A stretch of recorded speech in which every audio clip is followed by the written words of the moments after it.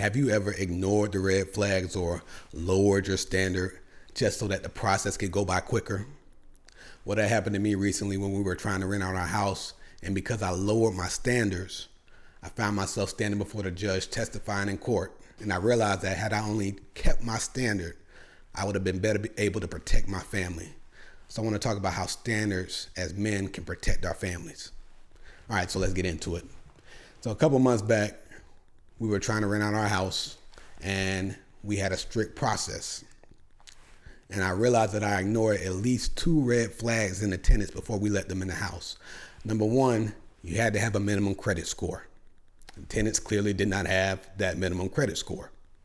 But we talked to them and we heard their situation and we made an exception.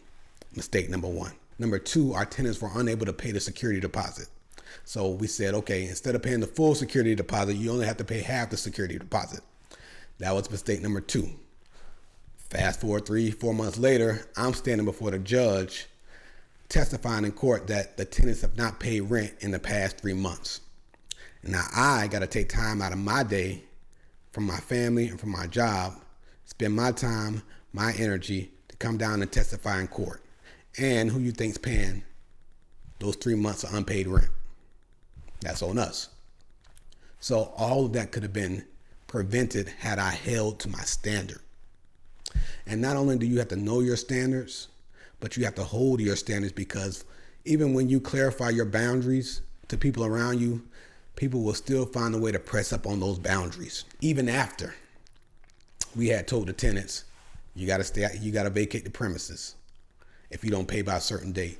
Even after the court had decided you got to vacate the premises because you didn't pay by a certain date, the tenant still came to me after the court date and asked me, hey, if I pay you rent later, can I stay in the house? No, you cannot stay in the house. You broke the boundaries, you broke the lease, you did not keep the standard, and now you got to move on.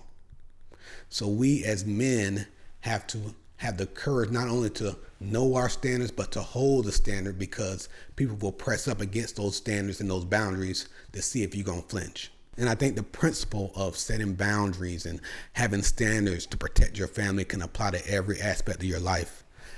From a work perspective, if you don't have boundaries around your work schedule, you find yourself working all day and your family's going to miss your presence. The work is always going to be there, but your kids only grow up once. From a relationship perspective, if you allow toxic relationships into your life, it's going to impact your family. So you got to have relationships around your life that serve you and build you up so that you can build up your family. From a physical perspective, if you don't have standards physically and you eat whatever you want and you don't work out, you are not going to be your best physical self for your family. So you got to have standards from a physical perspective.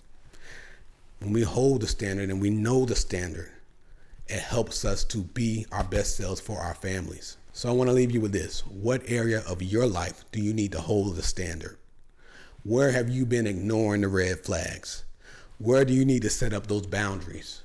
Because when we have those boundaries and when we have those standards, it enables us to protect what matters most, and that's the family. All right, let's stay locked in. Till next time.